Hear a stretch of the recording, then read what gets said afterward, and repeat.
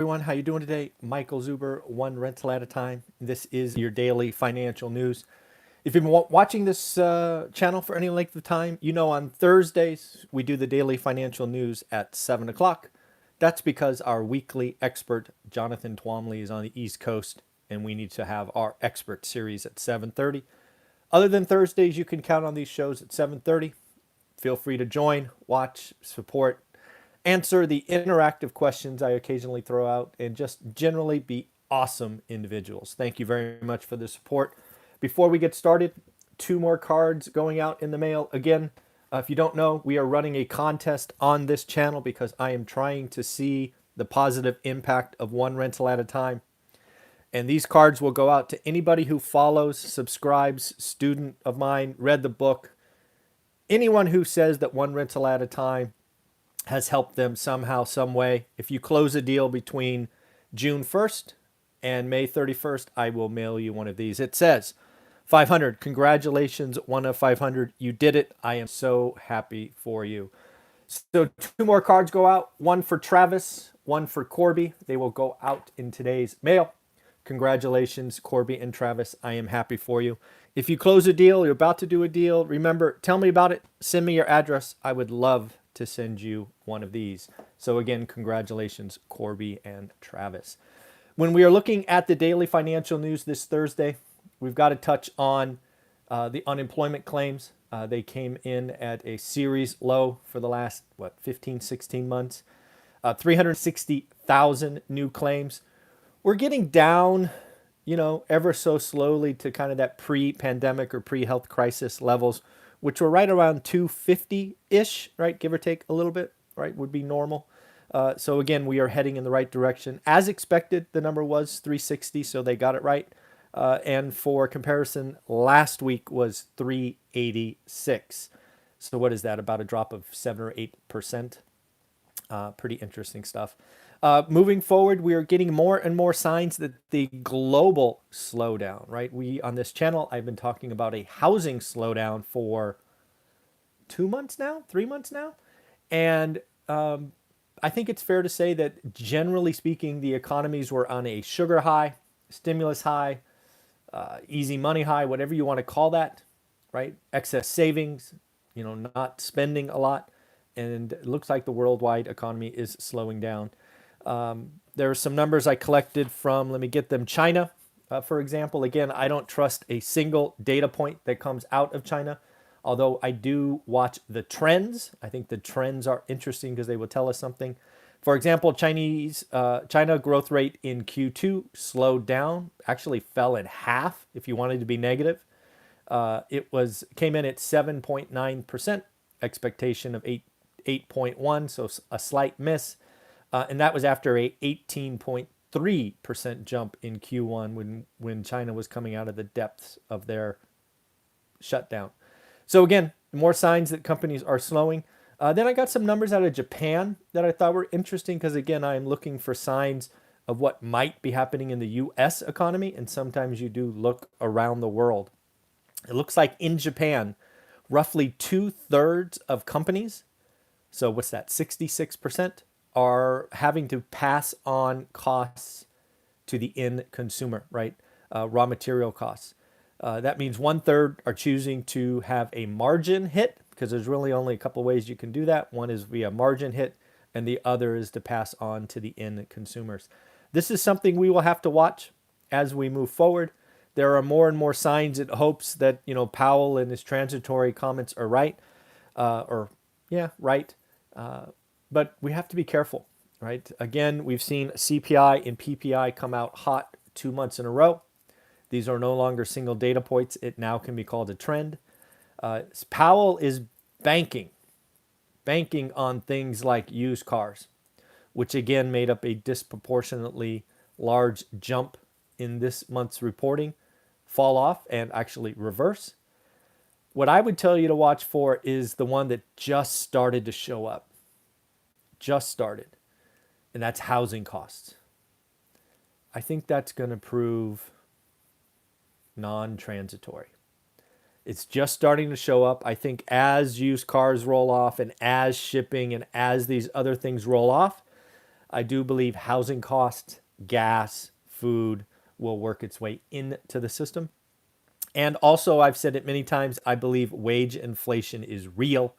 I see that going forward. So again, we will watch. I do think there is something we need to at least contemplate in the U.S. economy, if not the world, and that is the bugaboo of stagflation. Stagflation is kind of a horrible outcome of flat to negative GDP growth, high unemployment, shrinking shareholder profits, and of course, higher. Did I say higher unemployment? I think I did, right. Higher unemployment, lower growth, lower earnings, and inflation. Sorry, inflation is the first. It's kind of four bad things. It would be very interesting to see how the Fed reacted to that, because if you remember, the Fed has been telling us in this crisis where inflation was kind of their first thing to keep at 2% and unemployment was next, they reversed them in this crisis and said, hey, we're going for full employment and we're going to let inflation run. What happens if the job recovery kind of falters back next summer and we have inflation? That is a combination I do not hope for, but we need to at least think about it. Again, Powell was out yesterday saying, hey, don't worry about inflation. Yeah, PPI, yeah, CPI, don't worry about it. Watch inflation in 6 months.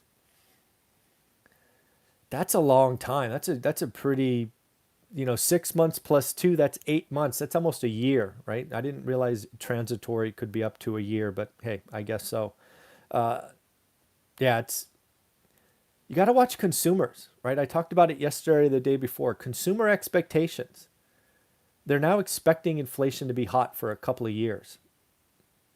You got to watch that. That can really get in the wickets, if you will. A couple other things. We got some earnings announcements. Bank of New York Mellon beat top and bottom. They also announced a $6 billion stock buyback. Morgan Stanley beat top and bottom. Kind of a running theme, right, that we talked about as we were on Sunday when we talked about the week ahead. Bank earnings kind of beat again. Got to watch that. Saw that one of the meme stocks is getting hammered. I don't know if you were trading in AMC stock, but it's down 41%. That's quite the haircut. Don't know if you saw this, but General Motors, if you have a Chevy Bolt, apparently they just issued a warning of don't charge it overnight indoors. Something about a fire risk or something. That's not good. That is not good. Don't know if you saw this comment from the co-creator of Dogecoin. Dogecoin, we talked a couple times on this channel. I think I did a special video on it because it has no utility, no use case, an extra 5 billion coins a year, total pump and dump. Well, one of the co-creators came out and basically said, crypto is controlled by the rich. They buy influencers. They pump get rich quick, and they extract money from the financially desperate. Ouch. Ouch. I agree with them, frankly. I have seen more and more channels go the crypto route. I've even seen some creators with over 1 million followers create their own coins. Seriously? That's what we're doing now? Nope. I'm going to stick to real estate. Doing deals in real estate's where I'm at. It's these people chasing money and extracting dollars from the financially desperate. Shame on you. Not okay. Shame on you. Moving forward, we got more signs that Manhattan is coming back and San Francisco is not. This is a theme that I think is going to hold. Manhattan just had a great quarter, Q2, where they signed food and beverage companies, restaurants, bars, to the largest square footage in the region. However, rents were down 10.7%. That's what we expected. When you got a lot of storefronts that are empty, people will move in, right? When rents are low, they will sign great leases. First movers get the best spots. They get the most ready to turn on. And Manhattan will be back. San Francisco, your government leaders have decided to make some errors in judgment. And San Francisco, you have more pain to come. It's not fun for me to say, but damn, drove by San Francisco the other day. Yuck. Not good. Not good. Continuing, I have a question about politicians. I didn't actually do the math or do the work, but I'll probably do it later today. What is up with all the baby boomers and silent generation in our government making decisions that you and I are going to have to pay for, and our kids and our grandkids are going to have to pay for? I think I would guess that silent generation and baby boomers probably make up what, 60, 65%, and probably all of the power positions in our government, federal government. Where are the Gen X? Where are the millennials? We're the ones that are going to have to pay for all this spending. We really need to take a look at our government leaders and make them more balanced for all the generations. Maybe we wouldn't be so willing to spend trillions of dollars given that you don't have to pay for it for very long. That's just crazy.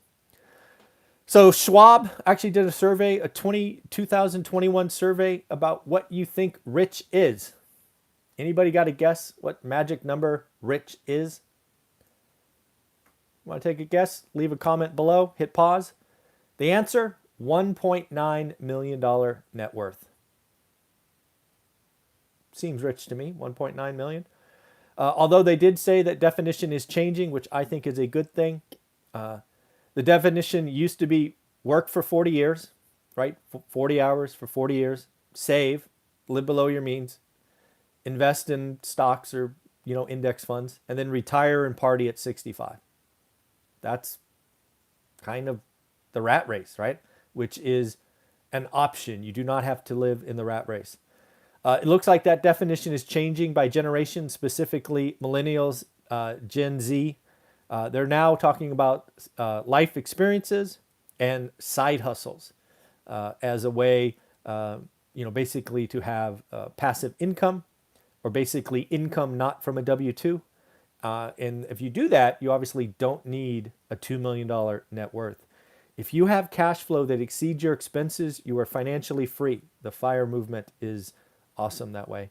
The other thing that came out of this definition and why one rental at a time exists is because if you own assets that cash flow for years, math says that you are going to be rich if you hold long enough. So that's what I got for you today. Again, lots of interesting stuff going on. We're going to have to watch stagflation. We're going to have to watch the global economy for signs and signals. The earnings really start to kick off next week when we're out of the financials, but it's going to be fun to watch. We've got lots of interviews set up today. I'm really catching up on some communication from last week when I was out. So look for lots of videos. You have a wonderful day. And remember, how to get started one rental at a time is the best course for you. Not only is it my story, but now we have bonus content from lots of other creators. And of course, you can be part of our great Facebook group, One Rental at a Time Works. Have a great day. Bye.